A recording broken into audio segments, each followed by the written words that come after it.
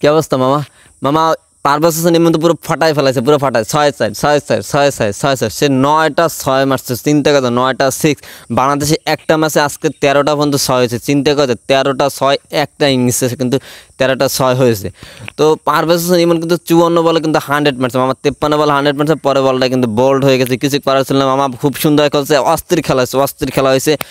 ভাইয়া তানজিদ হাসান তামিম ভাইয়া, তুমি আরেকটু চেষ্টা করলে কিন্তু ভালো খেলতে পারতা। লিটন কুমার দাস দাদা ইয়র্কে বল পড়ছে, কিছু করার ছিল না, আউট হয়ে গেছে, কোনো করার ছিল না। এক মেয়েদি তুমি ভাই কি খেলছো বলো? মাত্র 5 বলের মধ্যে 2 রান করছে, দায়ের উপরে 55 রান দিচ্ছে। তোমার ব্যাটে কিছু রান হোক আর না হোক, তোমার কিন্তু বলে কিন্তু মামা 50 হয়ে গেছে। তো তোমার এর থেকে কিন্তু ভালো করতে হবে। এইরকম করলে কিন্তু অবশ্যই কিন্তু খেলা কোনদিন আগাবে না, বাংলাদেশ খেলা কিন্তু এরকম কিন্তু আগাবে না। আর আমাদের খেলা কিন্তু আজকে খারাপ হয় না, খুব সুন্দর খেলা হয়েছে। কিন্তু সমস্যা ছিল একটাই, আমাদের যে যে বলগুলো করছে মামা, যে যখন থেকে আরব আমিরাত ব্যাট পিটাইলি 4-6, ব্যাট পিটাইলি 4-6, প্রত্যেক বলে বলে বাউন্ডারি। আরব আমিরাতে যদি উইকেটগুলো পড়ে না যাইতো, টপাটপ যদি উইকেটগুলো না পড়ে যেত, তাহলে কিন্তু আরব আমিরাত এই ম্যাচ কিন্তু বের করে নিয়ে যেত। কারণ তারা যে প্রথম যেরকম খেলা শুরু করছে, সেই খেলা কিন্তু যদি যদি সেই প্লেয়ারগুলো প্রথম থেকে থাকতো, তাহলে কিন্তু এই ম্যাচটা কিন্তু আজকে বের করে নিয়ে যেত। তবে বাংলাদেশ কিন্তু এই ম্যাচে কিন্তু 27 রান উইন হয়েছে। কিন্তু তারা যে খেলা যে ক্যাটাগরি দেখাচ্ছে, তাদের মাটিতে বোঝা যায় যে না, তারা বাংলাদেশের থেকে ভালো খেলতেছে। আমি ভাবতেছি এই ম্যাচে হয়তো বা হারিয়ে যাবো। কারণ তারা প্রথম যে ব্যাট করতেছিল, স্ট্রাইক রেট 200 নিয়ে কিন্তু তারা প্রথমে ব্যাট করতেছিল।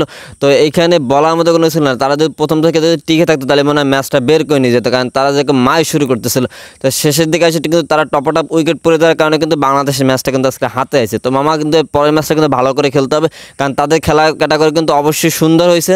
আর তারা কিন্তু তাদের মাঠেতে কিন্তু খেলা দেখাই দিয়েছে। আর এখানে কিন্তু ব্যাটিং পিচে খেলা হইতেছে, যার কারণে কিন্তু আমার 200+200 মতো রান হইতেছে। কিন্তু তাদের খেলা ক্যাটাগরি কিন্তু অনেক ভালো। তারা কিন্তু আমাদের বলারদের কিন্তু নাস্তানুবোধ করে দিছে।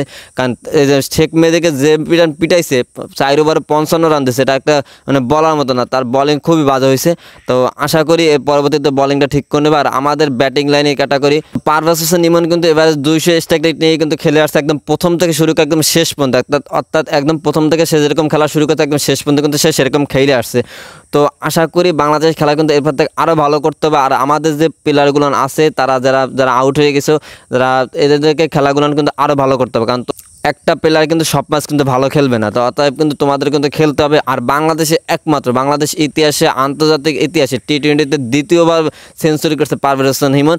এর আগে কিন্তু সেঞ্চুরি করেছিল কিন্তু তামিম ইকবাল 2016 সালে। তো এইবারে কিন্তু দ্বিতীয়বার মতো সেঞ্চুরি করলো পারভেজ হোসেন ইমন, তাও কিন্তু মাত্র 54 বলে। চিন্তা করে, মাত্র 54 বলে সেঞ্চুরি করছে।